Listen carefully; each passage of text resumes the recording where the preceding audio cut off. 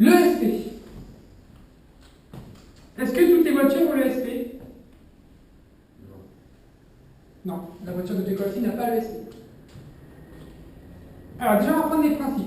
Vous avez sur une voiture plusieurs pédales. Vous avez donc l'accélérateur, le frein et l'embrayage. L'embrayage sert à passer des vitesses supérieures ou inférieures, c'est tout.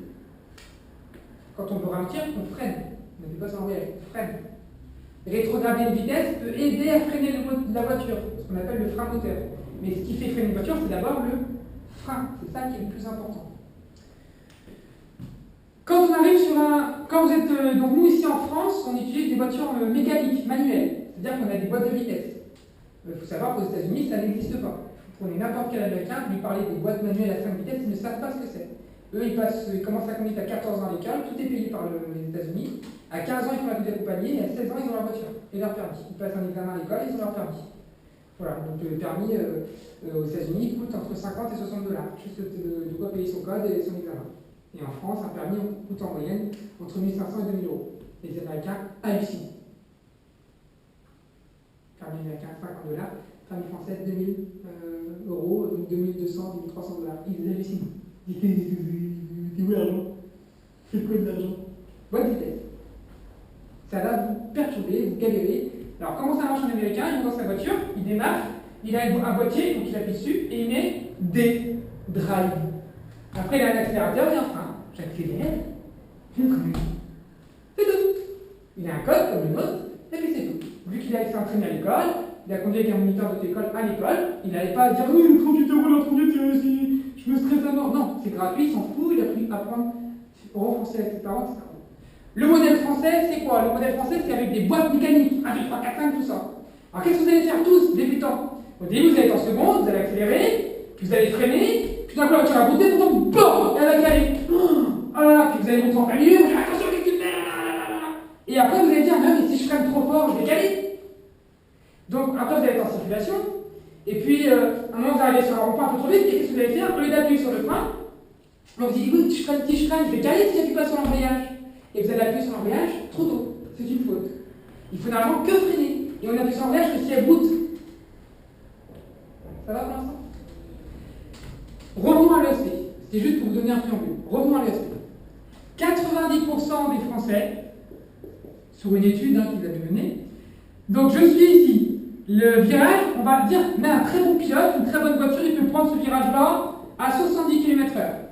Et la personne ici, elle voulait se suicider, puis elle a changé d'avis, donc elle est à 180 km/h. Elle arrive à freiner, ici, elle arrive à être à 110 km/h. Alors, à partir de maintenant, elle a deux options. Freiner, et essayer de tourner, ou appuyer sur l'embrayage et essayer de tourner avec le frein. Donc, est-ce que je vais appuyer sur l'embrayage et freiner, et essayer de tourner, ou est-ce que je vais que freiner et essayer de tourner? Imaginez que vous êtes en quatrième, par exemple. Vous êtes en quatrième. Qu'est-ce qu'on fait? Je vous rappelle que quand on dit appuyer sur l'embrayage, on dit débrayer. Débrayer, enlever, embrayer, enlever l'embrayage, embrayer, débrayer. Donc je fais le guignol, mais c'est pour vous retenir, parce que vous produisez.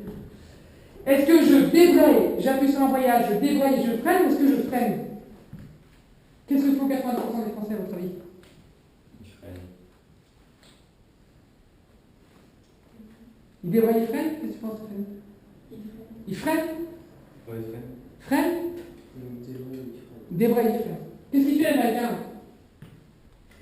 Il freine, il n'a pas d'embrayage.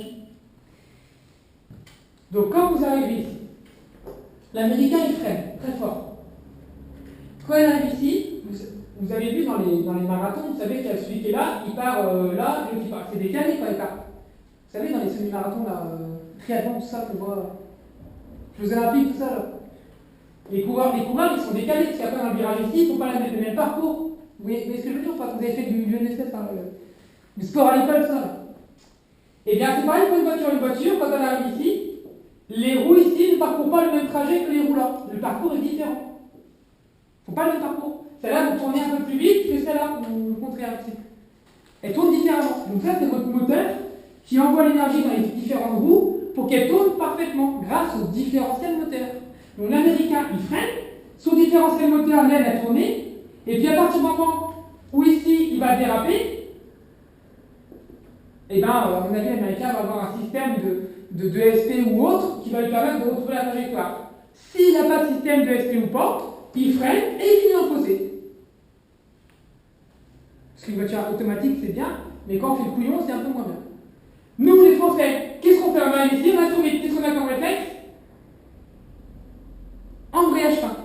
Tous les gens, ils se rappellent quand ils ont commencé l'heure de conduite, ils ont freiné, ils ont calé, puis maintenant ils disent vous êtes plus calme. Et donc c'est trisomique qu'ils font, ils freinent comme des mongols. En plus, ils appuient sur l'embrayage. Quand ils appuient sur l'embrayage, je vous rappelle que les roues ne tournent pas à la même allure. C'est le moteur qui gère ça. Si j'appuie sur l'embrayage, est-ce que mon moteur est en contact avec les roues?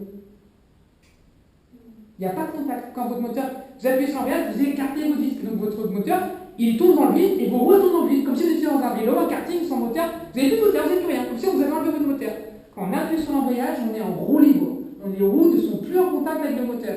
Donc est-ce que le moteur peut envoyer les différentes, faire tourner les roues différemment? Donc les voitures se trouvent à rouler, les roues se mettent à rouler à la même allure. Donc ça veut dire qu'elles ont tendance, c'est assez complexe, mais sachez qu'une voiture, quand elle n'a pas les roues qui tournent différemment des deux côtés, elle a tendance à faire un tout droit. Hein, j'arrive, je freine, je tourne, le différentiel moteur agit sur mes roues, il fait tourner les roues intérieures et les roues extérieures, et je passe le virage. J'arrive, je freine, j'appuie sur l'embrayage, là, j'allume mon différentiel moteur, la voiture est bizarre, un volant est bizarre. Qu'est-ce que font les hommes? Ils sont assez forts, ils forcent, hop, et la voiture, qu'est-ce qu'elle fait? Au lieu de tourner, elle fait hop, hop, et elle part autonome. Et les femmes, elles n'ont pas de force, donc elles font ah, c'est bizarre, ça tourne pas, et elles tournent tout droit. Donc une femme ou quelqu'un qui n'est pas très fort va faire un tout droit, et un mec surtout baraqué, lui, va faire des tonneaux, parce qu'il va forcer. Qu'est-ce qu'il faut faire? Moi, ça m'arrive, je suis un taré, c'est en distance, je voulais comme un fou, et heureusement, je connais ça. Moi, un jour, je suis arrivé à fond, j'ai appliqué tout ce qu'on m'a dit quand je fais les contrôles. Et là, je suis arrivé, j'étais à 140 sur le virage de première. J'ai freiné comme un barbare, j'étais équipé 205, j'ai pas l'ABS, j'ai stimulé un ABS, j'ai freiné, j'étais avant caméra, j'ai soulagé, j'ai freiné, j'ai soulagé comme un ABS. C'était moi l'ABS. Là, j'ai freiné, j'ai été parti, la voiture, j'ai pas appuyé sur l'embrayage, parce que je savais que ça allait annuler le différentiel moteur. Donc la voiture est partie, donc j'ai arrivé tellement vite, elle a fait. Et là, elle est partie en live. Regardez, je dérape. Je perds le contrôle. Je fais pas de tonneau, rien. J'ai juste. Parce que je pense que je suis pas sur l'embrayage, j'ai réussi à tourner. Donc ça fait. Et là, quand on appuie sur l'embrayage, ça fait un tout droit. Qu'est-ce qu'on fait? Donc pas l'embrayage, je freine. Oh putain. Qu'est-ce que j'ai fait? J'ai appuyé sur l'embrayage. Et la voiture, elle est repartie tout droit. Parce que quand vous appuyez sur l'embrayage, ça fait un tout droit. C'est ce que font les pilotes. Les pilotes arrivent, c'est la table. Donc son mec lui a dit gauche moyen, c'est un gauche hyper serré. Putain,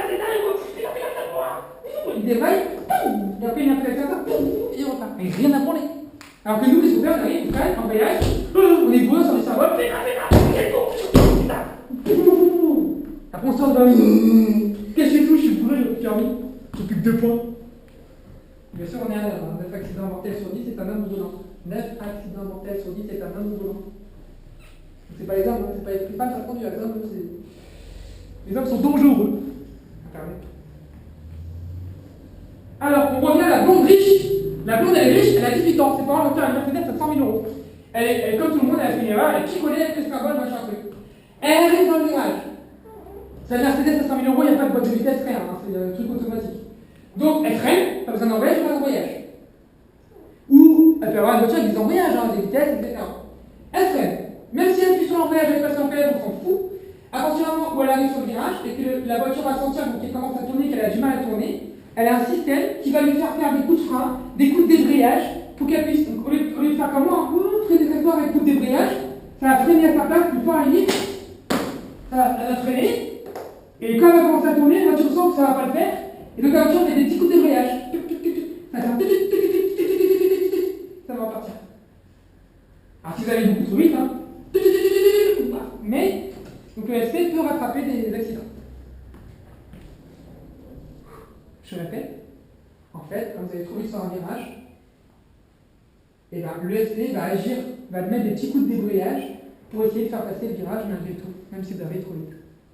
C'est en gros ça le système. Ça va, c'est clair ou c'est pas clair?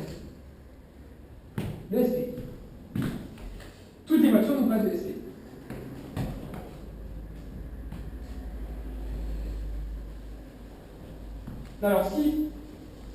Ah, ça assurance, je ne sais plus quelle assurance c'est ça, mais je crois que c'est avec ça. Matmut. Quand vous allez vous prendre la liste, je sais qu'elle va être motivée, elle va avoir ce permis dans 2 mois. Dans 3 mois, Mathilde a son permis. Elle va chez Matmut. Bonjour, je viens prendre une assurance. J'ai acheté une voiture, personnellement, c'est ma première voiture, je la paye moi-même, ok. Vous êtes une femme, vous avez payé 50 € d'assurance. Ou 45 €. Baptiste, ou quelqu'un qui ne fait pas la compagnie, lui va arriver, bonjour, je viens de France, 90 €. Un homme, 90 €, une femme, 40-45 €. Conduite de compagnie, 40-45 €, même si on est un homme. Vous voyez ce que je veux dire? C'est les jeunes hommes qui n'ont pas fait la conduite de compagnie et qu'on leur a permis tout de suite à 18 ans, qui sont vraiment les dangers publics. Les femmes, ça va, et les conduites de compagnie, même les hommes, ça va. Donc, on va payer très cher son assurance. Et puis, l'assurance va te proposer un stage. Elle te dit, écoutez, nous, on vous propose gratuitement d'aller à Centaure à Rennes pour faire des stages de perte d'adhérence. Et en fait, tu vas aller pendant une journée. Donc, pendant 1 heure, on va vous faire tous aller dans une flaque d'eau. Vous devrez aller à la fin de la flaque d'eau et éviter un gamin qui traverse. Donc, tous allez freiner, débrayer, c'est faire tous des conneries. Et en fait, il va t'apprendre à la fin de la journée qu'il fallait arriver, voir le gamin freiner. À partir du moment où tu vois le gamin freiner, essayer d'éviter le gamin. Et à partir du moment où tu pars en live, donner un coup de débrayage. Et à la fin de la journée, on apprendra simplement avec des coups de débrayage pour quand tu remontes au dernier moment. Pas appuyer sur l'embrayage trop tôt, mais pas trop tard aussi, enfin, on t'apprendra tout ça. Voilà ce que je viens de vous expliquer. On vous expliquera aussi le SP sur ce genre de stage. Voilà pour le SP. Qu'est-ce que c'est qu'un régulateur? Régulateur de vitesse. Voilà. Donc quand vous roulez sur la route, vous êtes sur voie rapide, vous êtes en 5e à 100, vous tournez une petite molette, tac, vous mettez régulateur, vous appuyez sur le plus, 100, vous lâchez l'accélérateur, et la voiture reste à 100. Donc ce qui permet de vous économiser. Est-ce que quand je mets mon régulateur, je mets les pieds comme ça, ou je dois quand même le pied prêt à intervenir éventuellement sur les pédales? On met ses pieds comme on veut, ou il faut quand même garder les pieds pour intervenir sur les différentes pédales? Voilà, donc on pose ses pieds délicatement, on n'est pas obligé de les mettre sur le sprint, non. On met ses pieds pas loin, prêt à freiner, pas prêt à. Mais il faut quand même que le pied soit prêt à freiner. Alors je suis en régulateur et je vois au loin une station de péage d'autoroute. Qu'est-ce que je fais? On désactive le régulateur. Est-ce qu'on peut utiliser le régulateur en ville? Non. C'est pas évident de mettre le régulateur. Trop long.